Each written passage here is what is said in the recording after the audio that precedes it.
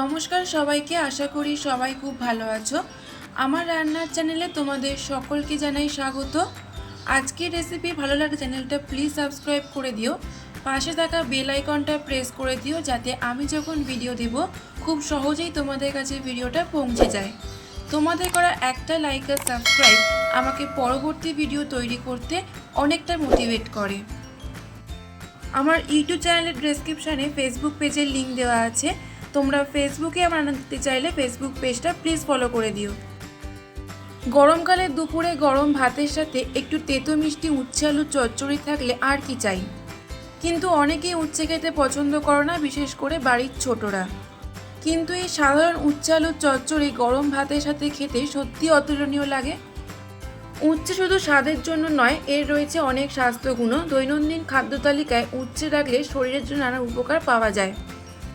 আজকে আমি তোমাদের সাথে শেয়ার করব খুব সহজ পদ্ধতিতে এবং অল্প সময় একেবারে পারফেক্ট উচ্ছে আলুর চচ্চড়ি। যারা নতুন রান্না শিখছো তারাও খুব সহজেই রেসিপিটা করতে পারবে, তাই ভিডিওটা স্কিপ না করে অবশ্যই শেষ অবধি দেখার অনুরোধ রইল।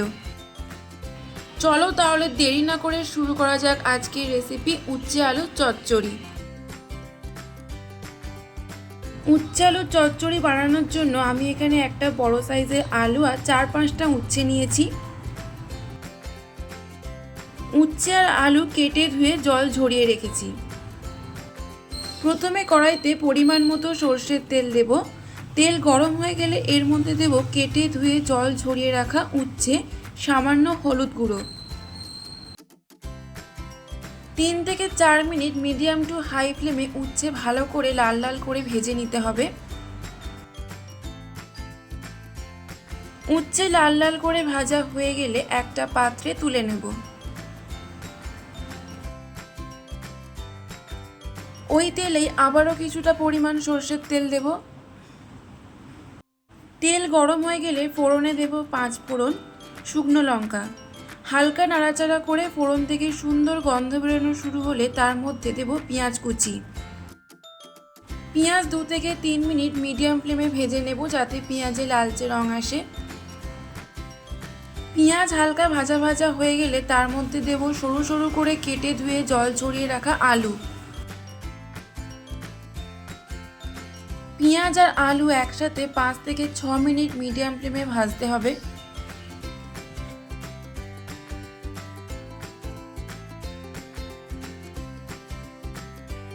আলু হালকা লাল লাল করে ভাজা হলে তার মধ্যে দেব রসুন বাটা। আবারও কিছুক্ষণ মিডিয়াম ফ্লেমে নাড়াচাড়া করতে হবে। তারপর এর মধ্যে দেব হলুদ গুঁড়ো, জিরে গুঁড়ো, ধনে গুঁড়ো, কাশ্মীরি রেড চিলি পাউডার, আদা বাটা, স্বাদ মতো নুন। সব কিছু দিয়ে আলুর সাথে মশলা ভালো করে কষাতে হবে। যত ভালো করে মশলা কষাবে রান্নার স্বাদ তত ভালো হবে, তাই সময় নিয়ে আলুর সাথে মশলা কষাবো।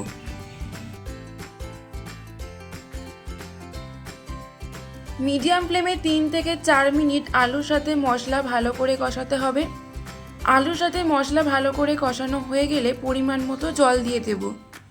যেহেতু এটা ঝোল হবে না, গা মাখা মাখা হবে, তাই জলের পরিমাণটা বুঝে দিতে হবে। মিডিয়াম ফ্লেমে কিছুক্ষণ ফুটতে দেব। জলটা কমে গেলে আলু সেদ্ধ হয়ে গেলে এর মধ্যে দেব ভেজে রাখা উচ্ছে।